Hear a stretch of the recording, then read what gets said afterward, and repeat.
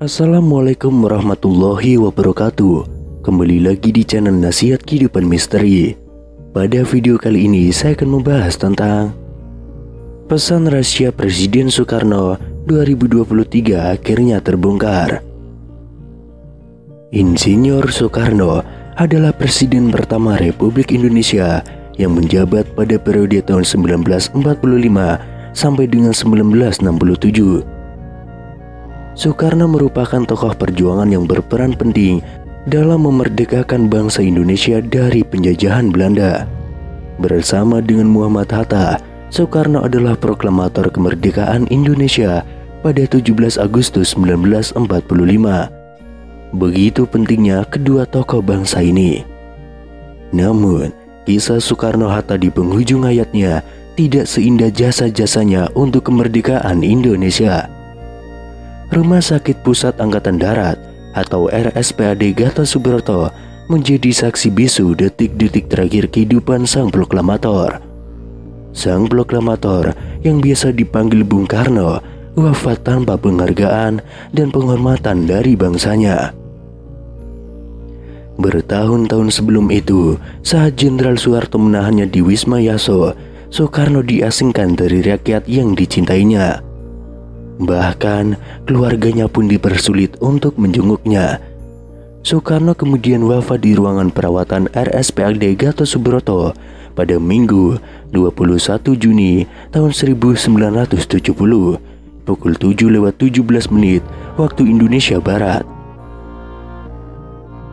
Soekarno adalah Presiden pertama Republik Indonesia yang menjabat pada periode tahun 1945 sampai dengan 1967. Soekarno merupakan tokoh perjuangan yang berperan penting dalam memerdekakan bangsa Indonesia dari penjajahan Belanda. Namun, kisah Soekarno-Hatta di penghujung hayatnya tidak seindah jasa-jasanya untuk kemerdekaan Indonesia. Ia mengidap komplikasi ginjal, gagal jantung, sesak napas, dan juga rematik. Sebelumnya Soekarno dikucilkan dan dilarang menginjakkan kaki di Jakarta. Soekarno tinggal di Istana Bogor, kemudian pindah ke Istana Batu Tulis. Dalam buku lain yang berjudul Insinyur Soekarno, karya Wahyudi Jaya, tertulis bahwa sakit yang diderita Soekarno sejak Agustus 1965 semakin parah. Soekarno kemudian memohon kepada Soeharto agar diizinkan kembali ke Jakarta melalui putrinya Rahmawati. Setelah mendapatkan izin dari Soeharto, Bung Karno akhirnya pindah ke Wisma Yaso atau sekarang Museum Satria Mandala dengan status tahanan. Pengamanan terhadap sang proklamator diperketat, alat sadap dipasang di setiap sudut rumah, dan tidak ada seorang pun yang boleh menjenguknya. Kemudian Guntur Soekarno Putra harus memikul tanggung jawab yang besar ketika bapaknya Presiden Soekarno meninggal dunia. Guntur Soekarno Putra tidak saja harus menjadi pengganti peran ayah bagi adik-adiknya, tetapi juga siap menjalankan peran sebagai anak Bung Karno tertua. Selama menjadi putra Bung Karno, banyak pesan yang telah dibenamkan Bung Karno di otak dan di hati Guntur. Pada buku yang ditulis oleh Guntur, yaitu Bung Karno, Bapakku, Kawanku, Guruku, diceritakan pesan terakhir tentang Bung Karno. Setelah itu, tidak ada pesan lagi hingga ayahnya meninggal dunia pada 21 Juni 1970. Berikut pesan terakhir Bung Karno kepada Guntur. Engkau adalah anak sulung Putra Fajar, sebab bapakmu dilahirkan pada waktu fajar menyingsing, fajar 6 Juni yang sedang merekah di ujung timur.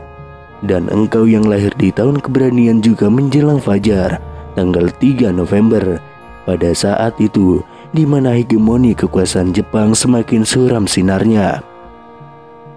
Nak, seperti halnya bapakmu, engkau pun pantas menyambut terbitnya matahari. Jadilah manusia yang pantas menyambut terbitnya matahari. Ingat, yang pantas menyambut terbitnya matahari itu hanya manusia-manusia abadi Tuhan, manusia-manusia yang bermanfaat, manusia-manusia yang baik hatinya, Karena itu jangan cengeng. Buktikan kepada setiap orang yang menatapmu bahwa engkau memang pantas menjadi anak sulung Bung Karno. Ekspresi sikap Guntur pasca meninggalnya Bung Karno adalah sikap terbaik, termasuk jika akhirnya ia memilih untuk tidak terjun ke gelanggang politik. Akan tetapi dengan sikapnya itulah kemudian ia dan adik-adiknya relatif bisa bertahan hidup di rezim Soeharto. Sebuah rezim yang telah menggulingkan bapaknya tidak hanya dilengsarkan dari jabatannya, tetapi juga dikucilkan di Wisma Yaso, tanpa bacaan, tanpa teman, tanpa keluarga, dan tanpa semuanya. Kemudian Presiden Soekarno sekarat pada 16 Juli tahun 1970. Ia dilarikan dari Wisma Yaso dan ditempatkan dalam sepetak kamar dengan penjagaan berlapis di lorong rumah sakit. Kondisi Bung Karno semakin buruk setiap harinya.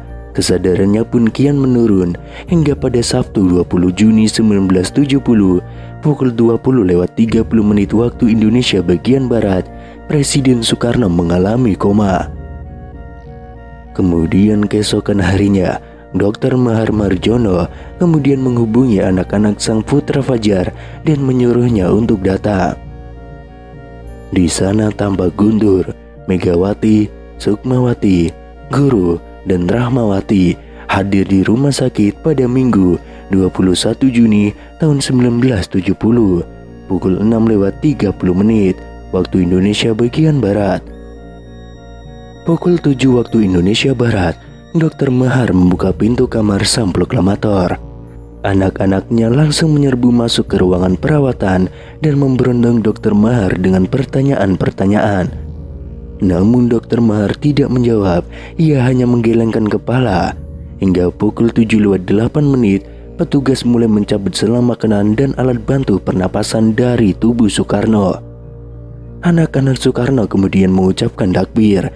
Melihat kondisi sang ayah, Megawati Soekarno Putri membisikkan kalimat syahadat ke telinga ayahnya. Sebelum kalimat itu selesai, Soekarno hanya mengucapkan nama sang pencipta. Allah, Allah, Allah, bisik Soekarno pelan seiring hembus nafas terakhirnya. Kemudian terdengar suara tangisan pecah di ruangan kamar Soekarno pada pukul 7:17 waktu Indonesia bagian Barat. Sang proklamator telah menghadap sang pencipta dan berakhirlah tugas sebagai penyambung lidah rakyat. Kemudian sebelum wafat, Soekarno sempat dijenguk oleh Muhammad Hatta. Melihat sahabatnya di rumah sakit, Muhammad Hatta tampak penuh dengan kepedihan.